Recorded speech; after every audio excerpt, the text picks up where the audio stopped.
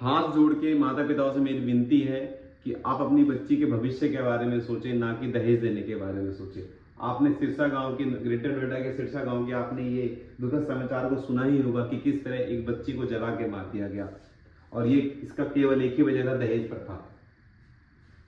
इनके ससुराल वालों ने दहेज इतनी ज़्यादा डिमांड की कि बेचारी को अपने जीवन से हाथ धोना पड़ा। और ऐसा नहीं है कि इनके मम्मी पापा ने दहेज नहीं दिया है, खूब दहेज दिया है। एक स्कॉर्पियो 11 कार, 35 लाख रुपए, प्लस में एक बुलेट, और भी बहुत सारी चीज़ें दी हैं, ऐसी चीज़ें दी हैं जो एक नॉर्मल परिवार अफोर्ड नहीं कर सकता। लेकिन फिर भी इनको संतुष्टि नहीं मिली, इनकी जान को लेकर इनकी संतुष्टि मिल गई होगी शायद।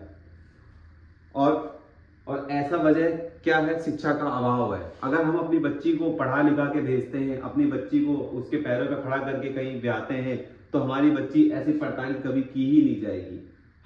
हमारे माँ बाप और हम लोग क्या सोचते हैं कि अपनी बच्ची को हम पढ़ा लिखाने से ज़्यादा उसके दहेज देने के बारे में सोचते हैं, कैसे उसको ब्याह दें। हम शुरू से ही हमारे माँ बाप थोड़ा थोड़ा पैसा जुटा के उसको दहेज के देने के लिए रखते हैं, लेकिन ऐसा नहीं करना चाहिए। आप 30-35 लाख रुपए देकर कुछ नहीं कर पाएंगे, 1% हिस्सा भी उसके काम नहीं आता है। 30-35 लाख रुपए दीजिए, 1 करोड़ रुपए दीजिए, 1% हिस्सा भी आपके बच्ची के काम नहीं आता है। आपकी बच्ची का काम वही आएगा जो आपने उसको सिखाया है, पढ़ाया है, उसको अच्छी परवरिश दी है।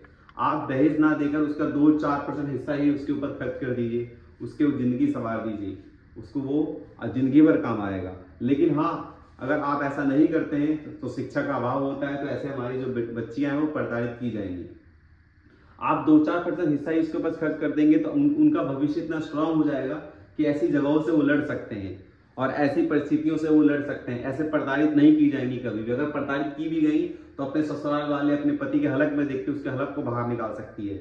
और ऐसा जब ही हो सकता है जब हम अपनी बच्ची को स्ट्रांग बना के यहाँ से भेजें। और आप अपनी बच्चियों के साथ फ्रेंकली व्यवहार कीजिए, ताकि आपकी बच्चियां आपको सभी कुछ सच सच बता सके। आप उसके साथ रूडली व्यवहार मत कीजिए, क्योंकि अगर आप रूडली व्यवहार किसी व्यक्ति से करते हैं तो वो आपको सारी बातें बताने में झिझकता है। इसीलिए हमें अपनी बच्चियों से फ्रेंकली व्यवहार करना चाहिए। फ्रेंकली व्यवहार करने से एक फ्रेंड की तरह हम उसके साथ बर्ताव रखेंगे तो हमें सभी चीजें वो बिना झिझके हुए बता पाएंगी। और अगर हम अपनी बच्चियों को पढ़ाते कम है, लिखाते कम है और दहेज देने के बारे में सोचते हैं, तो आगे चल के भी ऐसा जो है हमें अपनी बच्चियों के साथ देखना पड़ेगा। ऐसे हमारी बच्चियां प्रताड़ित की जाएंगी। अगर आप चाहते हैं कि हमारी बच्ची इस तरीके से प्रताड़ित ना की जाए तो उसके ऊपर पैसा लगाइए, उसके पढ़ाई में खर्च कीजिए, उसके उज्जवल भविष्य को बनाइए, ना कि उसकी शादी करने के में ध्यान दीजिए। आप 50 लाख की शादी कर देंगे, उससे कोई फायदा नहीं होगा, आपकी बच्ची कभी भी सुखी नहीं रहेगी। हाँ, अगर 50 लाख रुपए में से 20 लाख रुपए भी आप उसके भविष्य के ऊपर खर्च कर देते तो मुझे लगता है कि जो एक बंदा 50 लाख की शादी करेगा उससे आपकी बच्ची 100 गुना अधिक खुश रहेगी, जो आपने 20 लाख रुपए उसको खर्च करके पढ़ाया है। क्योंकि उसकी पढ़ाई और उसकी जो परवरिश है वो उसकी जिंदगी भर काम आएंगी। उसको सही गलत की पहचान होगी, वो अच्छे बुरे को जान पाएगी और वो ऐसे प्रताड़ित कभी नहीं की जाएगी और ऐसी परिस्थिति से लड़ने के लिए वो स्ट्रांग बनी रहेगी। धन्यवाद।